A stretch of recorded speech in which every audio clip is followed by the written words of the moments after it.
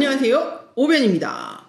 온라인 계약을 했고요. 슬슬 일부 학년부터 시간적 차이를 두고 계약이 되려나 봅니다. 오변도 올해 학부형이 되는데요. 아이가 온라인 입학을 했고 학교 생활을 온라인으로 배우고 있습니다. 코로나19가 터지기 전에 학교 설명회 같은 데 가니까 제일 먼저 학부모들한테 학교 폭력 예방 교육부터 시키더라고요. 참 씁쓸하죠? 하지만 현실입니다. 학교 폭력에 관한 생각 좀 나눠보기 위해서 오늘은 지난번 피해자에게 변호사가 필요한 이유 의료사고 편에 이은 피해자에게 변호사가 필요한 이유 학교 폭력 편입니다. 첫째, 아이들이 보고 있습니다. 내 아이가 맞고 왔다. 놀림받았다고 하는데 집에서도 이상행동을 보이고 학교 가기 싫다고 하고 퇴근했는데 전원맘 중에 누가 문자 보냅니다. 누구 엄마, 누구 괜찮아요? 우리 애가 그러는데 오늘 개똥이가 누구 때려가지고 누구가 울고 막 그랬다는데 선생님한테 연락 없었어요? 이렇게 시작하는 사건 꽤 있습니다. 그리고 의외로 초등학교에서도 많습니다.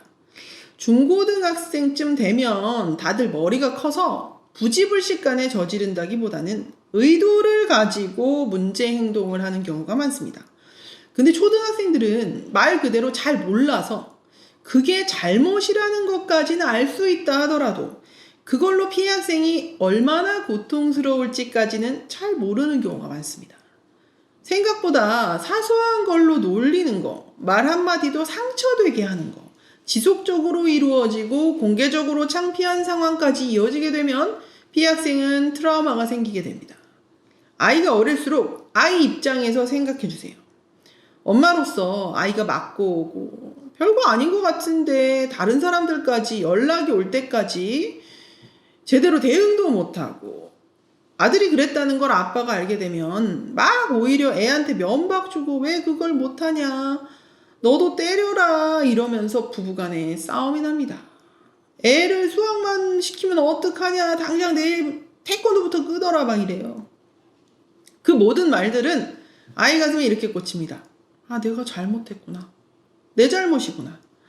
제일 안 좋은 결론은 뭐냐면 아이가 아무도 자기를 도와주지 않는다고 아이가 포기하는 겁니다. 아이가 선생님을 포기하는 것도 심각하지만 아이가 부모님을 포기하는 게 최악입니다. 아, 나는 어디서도 도움받을 수 없구나. 우리 부모님도 내 편은 아니구나.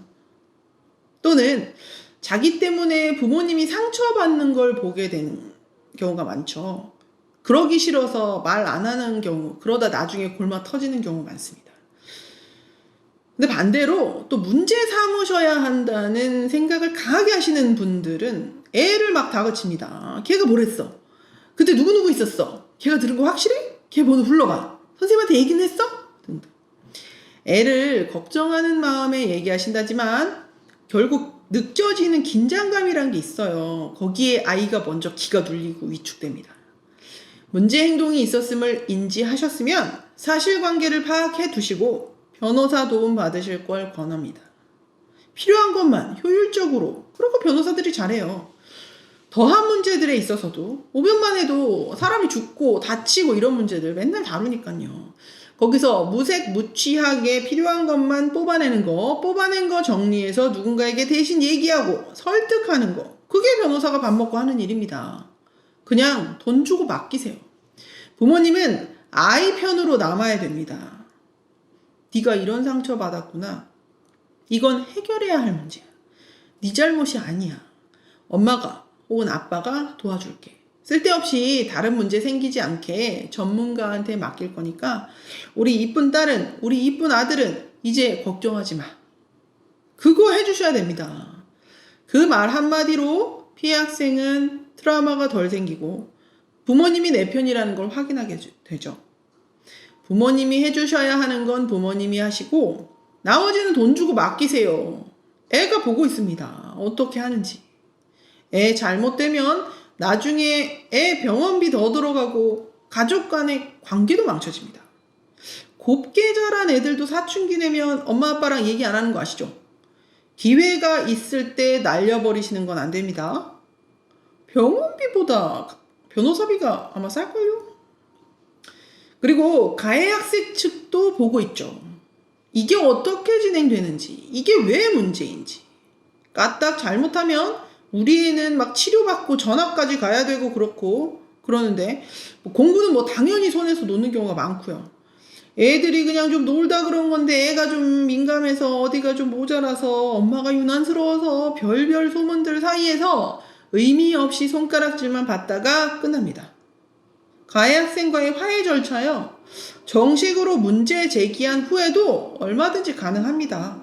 그게 더 효과적일 수 있어요. 둘째, 가해 학생, 피해 학생이 바뀔 수 있습니다. 학교 폭력 사건에 오변이 관심 갖게 된 계기가 바로 그거였는데요. 옆에 있었는데 애들이 모여있고 큰소리 나길래, 그리고 단순히 그냥 궁금해서 어떻게 되나 좀 보려고 그냥 보고 있었는데 목격 학생에서 끝나지 않고 가해 학생이 되어 있었습니다. 애들은 잘 모릅니다. 근데 잘 모르니까 잘 설명도 못합니다. 선생님한테도 부모님한테도요. 근데 그나마 목격 학생이 가해 학생이 되어 있는 건 그나마 좀 나은 거예요. 피해 학생이 가해 학생이 되어 있는 경우 훨씬 더 많습니다. 길 가다가 좀 마음에 안 든다고 곧바로 가서 주먹질하고 막 그러세요? 안 그러시죠? 되게 그 전 단계가 있죠. 길 가다가 부딪혔다거나 뭐 눈가를 어떻게 떴네 막 이러면서 격한 말이 오갔다거나 뭐 그런 거. 애들도 마찬가지입니다. 계속 놀리고 애가 이런 경우 있었어요. 애가 어릴 때 장애가 생겨가지고 보조기 같은 거 도움을 받아야 되는데 그거 자꾸 뺏으려고 하고 그거 가지고 놀리고 그러다 욱해서 한 대 때렸는데 애들이 다 보게 되고 선생님한테 불려가고 가서 또 억울하니까 소리 지르고 울고 그러다 더 혼나고 엄마는 학교에서 연락이 왔다길래 또 누가 놀렸나 보다 했는데 웬걸 학폭위가 내일 열린대요. 우리 애가 가해 학생이라는 거예요. 여학생들 간의 학교 폭력 중에는 신체 접촉이 아예 없는 것도 많습니다. 남자애들은 치고받고 싸우는데 여자애들은 그런 게 좀 적어요. 그래서 그냥 있다가 갑자기 가해 학생 되는 경우도 종종 있어요. 미칩니다. 근데 때린 건 맞잖아요. 놀린 건 맞잖아요. 거기 있던 거 맞잖아요. 가서 억울하다고 얘기하겠다. 그럼 해결될 거다. 쉽지 않을걸요. 그 자리가 어떤 자리입니까? 가해 학생으로 정해진 자리에 가서 가해 학생으로서 얘기하는 겁니다. 그냥 가해 학생이 변명하는 거 또는 반성의 여지 없이 핑계대는 걸로만 보이고 끝나기도 해요. 그럼 결과가 어떻게 될까요? 그 상황에 이르기까지의 내용 혹은 별개의 사건으로 취급되더라도 가해 학생 겸 피해 학생, 피해 학생 겸 가해 학생이 모두 참여하는 절차 같은 데 나가서는 말 잘해야 되는 겁니다. 필요하면 사전에 준비도 철저히 해야 되고요. 근데 되게 우리 아이가 억울한데 그런 애가 아닌데 가해 학생이 됐다. 그 얘기만 주구장창 하시는 분들 계세요. 그런 건 도움이 안 됩니다. 필요한 도움을 줄 사람을 찾으세요. 셋째, 이제 학폭위가 학교가 아닌 곳에서 열립니다. 학교폭력 예방법이 개정되었습니다.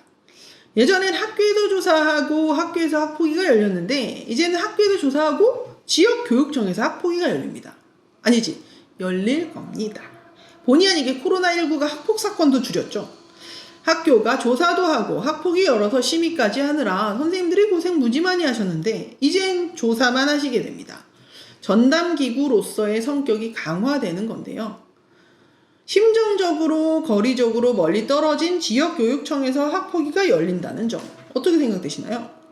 일단 오벤이 생각하기에는 그 많은 학폭 사건을 지역교육청에서 학폭위 열어서 충분히 심의가 이루어질 수 있을지 걱정됩니다. 그냥 학교에서 학폭위 열 때는 비전문적이 된다는 뭐 그런 비판들이 좀 많았죠. 그래도 자교 학생의 문제라서 신중하게 시간을 들이는 경우가 많았습니다. 그래서 좀 힘들었죠. 오래 걸리고 막 이러니까. 근데 지역교육청에서 그 지역 모든 학교의 학교폭력 사건들을 다룬다? 잘 되기를 바라지만 글쎄요, 좀 걱정됩니다. 또 하나 우려되는 건 일반 형사사건 절차 참조해서 생각해 볼 때 절차 진행 중에 가해 학생의 장래와 인권 등을 고려하다가 그것도 고려해야죠. 그러다가 피해 학생의 인권이나 장래가 소외될 가능성 없다고 할 수 있을까요?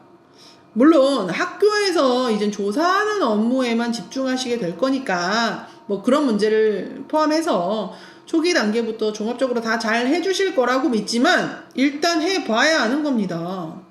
그 많은 학교에서의 사례들을 지역교육청들에서 제대로 소화할 수 있을지, 꼼꼼히 제대로 소화할 수 없다는 현실적인 이유 때문에 오히려 학교가 그 전 단계에서 억지로 피해 사실을 축소하거나 하지는 않을지, 가해자든 피해자든 아직은 미성숙한 아이들이라는 점에서 처벌만큼이나 문제되는 행동에 대한 인식이 중요한데 그 과정 자체가 경시되는 결과로 가서 결국 피해 학생만 위축되는 결과가 되는 건 아닐지, 피해 학생으로서는 그 과정을 꼼꼼히 같이 지켜봐주고 혹시 발생할 문제 상황에서 대책을 그 즉시 강구하는 전문가 대리인 필요할 수밖에 없지 않을까요? 저희도 그렇지만 다들 요새 아이들이 하나씩인 경우가 많죠. 확률상의 크고 작으면 의미가 없습니다. 내 아이가 당하면 100%예요. 자, 5변의 TMI. 피해자에게 변호사가 필요한 이유 학교폭력편. 여기까지입니다. 5변이 학병이 돼서 그런가? 학교폭력 사건을 대하는 마음이 좀 달라졌습니다. 학교폭력 걱정돼요. 어떻게 해야 되죠? 어떻게 학교 보내나요? 라는 말에 유명하신 판사님이 그런 취지의 말씀하셨습니다. 자기 아이가 피해자가 될 거라고만 생각하지 말고 자기 아이가 가해자가 될 수 있다고 생각하고 훈육하라고요. 많은 문제들에 관해서 법부터 만지작거리게 되는 시대인데요. 법 말고 사회적인 약속 등을 통해서 좀 구닥다리 같지만 예절, 도덕 같은 거. 작게는 가정에서부터 제대로 교육시키는 것이 필요할 것 같습니다. 5변부터 명심할 예정입니다. 5변은 구독과 좋아요, 알림 설정까지 강요합니다. 감사합니다.